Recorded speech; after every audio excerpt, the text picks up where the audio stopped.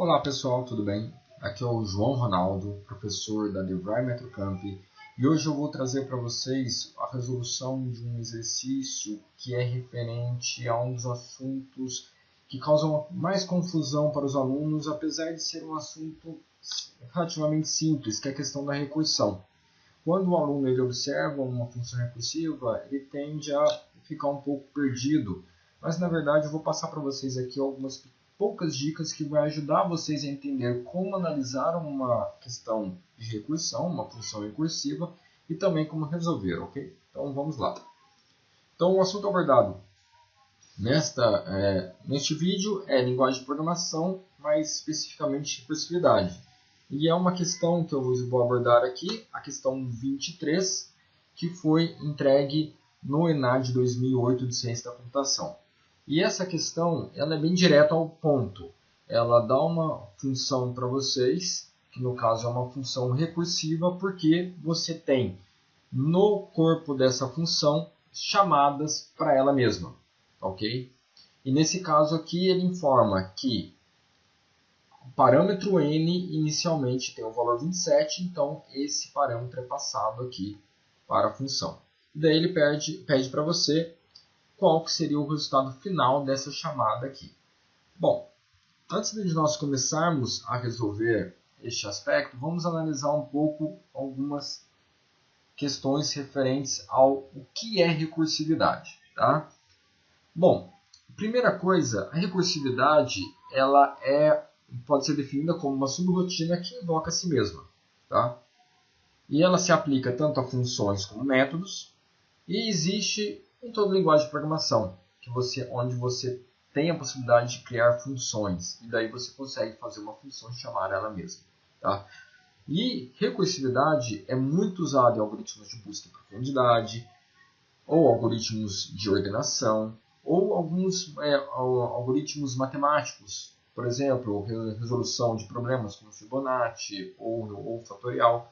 Então, você vê em situações como essa a possibilidade de uso de recursividade. Tá? Porém, recursividade ela é algo que você tem que tomar muito cuidado, porque há um grande risco de você acabar incluindo um loop infinito no seu código, se você não controlar bem de alguns aspectos da recursividade, principalmente quando a recursividade vai parar. Bem, nesse caso, vamos então analisar essa recursão aqui. Tá? Como é que nós analisamos uma função de recursão, como por exemplo essa? Primeira coisa, nós temos que nos atentar ao critério de parada. Quando a função vai parar de ter recursão? No caso nosso aqui, ela vai parar quando o valor de n for menor ou igual a 10. Tá? Então, quando n, que é o parâmetro de entrada da função, for menor ou igual a 10, o valor dele vai ser n vezes 2. Ele não vai ter recursão. O segundo ponto é identificar as chamadas recursivas. Okay? Na questão que nós temos aqui, nós temos duas chamadas recursivas. Recursão, passando o parâmetro n dividido por 3, e uma outra chamada de recursão, passando o valor da primeira chamada de recursão. Tá? Então aqui tem uma complexidade um pouco maior, porque na verdade nós temos mais de uma chamada de recursão. Outro aspecto muito importante de recursão é analisar e entender o que muda a cada chamada recursiva. Nesta questão, observe que o valor de n, que é o parâmetro de entrada, onde é que ele muda?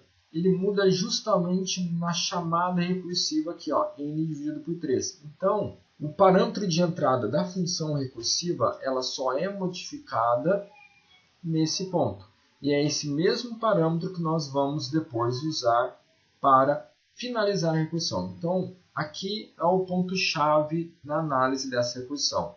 E nesse caso aqui, essa chamada aqui vai retornar um valor que vai ser chamado pela segunda recursão que nós temos aqui. Bom, vamos então para a resolução. Aqui eu simplifiquei, eu trouxe só a função para nós estarmos observando aqui. E o valor inicial de n, nesse caso, é 27. Então, conforme nós já analisamos, a primeira chamada que ocorre dentro dessa função é esse recursão passando n dividido por 3. Que nesse caso é 27 dividido por 3, que dá 9. E daí, quando eu chamo essa função recursão passando o parâmetro 9, percebam que ele vai parar.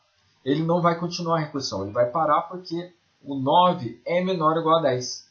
Então, ele vai retornar já para mim o valor 9 vezes 2, que no caso é 18. Tá? Esse 18, que foi da primeira chamada, ele vai ser passado para a segunda chamada, que é a recursão passando o parâmetro 18. Tá? E daí essa função vai fazer o quê? Ela vai executar essa função aqui, que vai verificar 18 é menor ou igual a 10? Não. Então ele vai vir para o else, que vai chamar duas vezes de novo a função recursão. Então nós temos a primeira chamada, que é 18 dividido por 3, que é essa aqui. 18 dividido por 3 dá 6.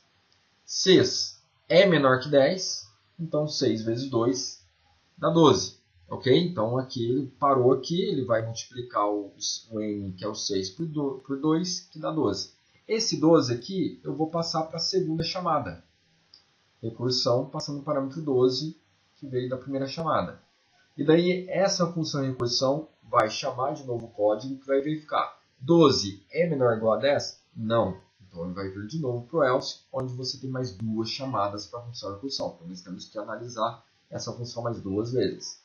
E daí na primeira chamada, 12 é dividido por 3, dá 4. Então ele vai passar para a função recursão o valor 4. E daí, quando a função for chamada, 4 é menor ou igual a 10, então ele já vai resolver aqui. 4 vezes 2 igual a 8, que é o valor aqui. E daí ele passa de novo esse valor 8 para a segunda chamada de recursão, que nesse caso aqui vai chamar essa função novamente, mas aqui ele já vai resolver. Por quê? Porque o 8 é menor ou igual a 10, e o 8, então fica 8 vezes 2, que é igual a 16. Então percebam que nesse momento não há mais nenhuma outra chamada, então nós chegamos já no resultado final. E esse resultado final é retornado até a origem, até quem chamou inicialmente. Então o valor que nós temos é 16. Ok? Tá. Ok, então basicamente é isso, não tem segredo, é só realmente manter a calma e seguir essas dicas que eu passei para vocês. Ok? Então, espero que vocês tenham gostado. Eu irei ainda passar outras dicas para vocês de outras questões, então fiquem ligados ao Enadia Errors e vamos lá, sucesso, um abraço.